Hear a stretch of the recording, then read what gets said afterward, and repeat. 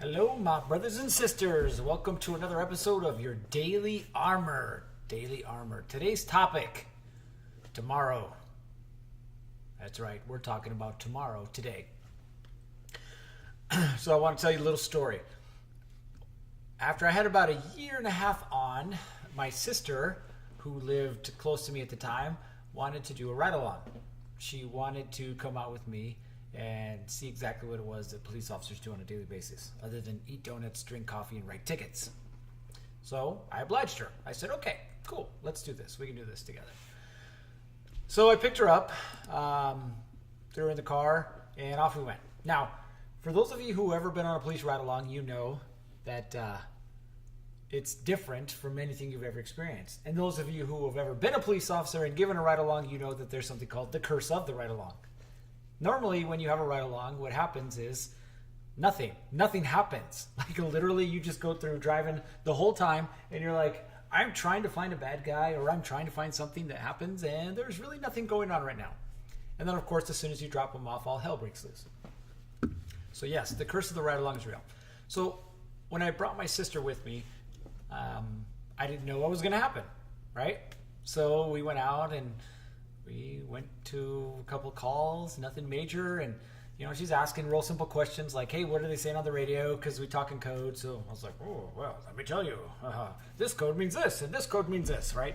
Something that was making me feel special. Well, we go to a couple meaningless calls along the way, and I decided that I was going to try and show my sister, hey, this is what it's like to pull somebody over from the other side, from the police officer side. So I found a random citizen driving too fast. Pretty simple traffic stop. Pull him over. It was funny though, because as soon as I turned the lights on, my sister tensed up. She's like, what's going on here? What are you doing? Whew. I'm like, relax. You're on the good side now. So anyway, go up, deal with that. Let him go with a warning. She kind of sees the back end of how things work. She kind of laughed, a little nervous about how it went down.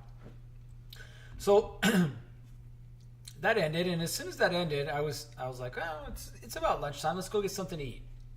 So we were debating on what we were going to go get to eat, and a hot call came out over the radio.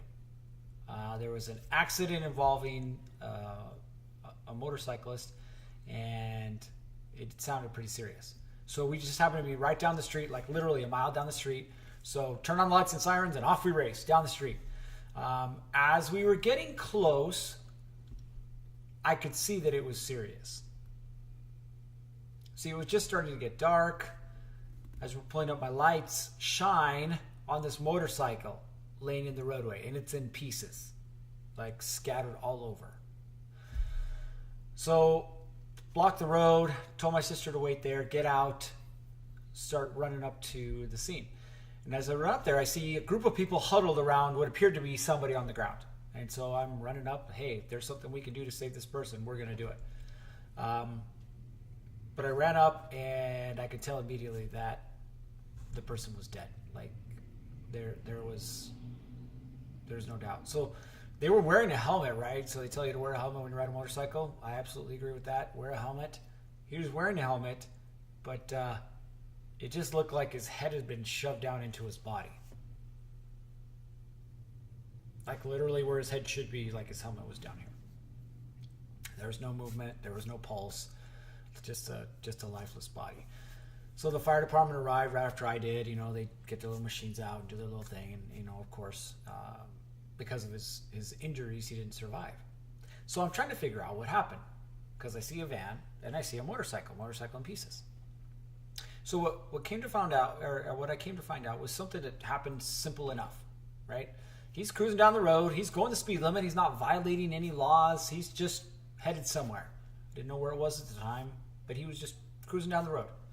Well, what happened is this van had pulled out in front of him. Literally, he's coming down the road. The van didn't see him because of the time of day, dusk, whatever you want to call it. Van did not see him. Pulled out in front of him, and there was literally nothing for him to do. There was nowhere for him to go. He had zero time to react. And so what he ended up doing was tensing, right? But his body went right into the side of the van, head first. That was it. Like, no more. Nothing that he could have done about that. And I remember seeing my sister's face When I went back to the car, she was white as a sheet, just in shock, totally traumatized. And we kind of sat through this moment of silence, and she started asking me questions. Well, where was he going? Well, what was he doing wrong? Well, all these simple little questions that I really didn't have the answer to most of them, just because there wasn't an answer to give. See, the point of this whole thing is something that you need to learn to ask yourself. And that simple question is where are you waiting for tomorrow to get started what you could do today? See, our problem is we keep pushing things off. Tomorrow I'll go to the gym. Tomorrow I promise I'll connect with God. Tomorrow I'll tell my wife I'm sorry. Tomorrow I'll work on my business harder. Tomorrow I'll make the phone call that I need to make. Tomorrow. And we keep pushing this off. The problem is that tomorrow is not guaranteed. Just like this motorcyclist who was probably on his way home or to a friend's house, something simple enough, wearing his helmet like he's supposed to, he didn't know that it was going to be his last day. He didn't know that that van was going to pull out and he was going to have time to react. He did not know that. So ask yourself, when we're looking at our core four, right? Our body, our being, our balance, and our business. When we're looking across the core four, where are we treating it like tomorrow? We're waiting for tomorrow to happen. Consider that the future is not guaranteed. Nothing in the future is guaranteed. So then the question becomes, what are you going to do about it today? Like literally, what are you going to do in your life that is going to change the future? That is not guaranteed, but at least get you down that path. Could it be a simple I'm sorry? Could it be a simple I love you? Could it be just going to the gym? I mean, it doesn't have to be this huge life-altering thing. But the worst thing in life is to try and look back and say I should have, or I could have, but I didn't. Well, that's it for today.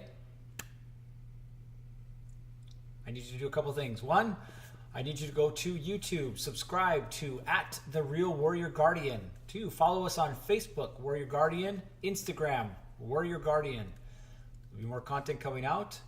If you enjoyed this, like and share.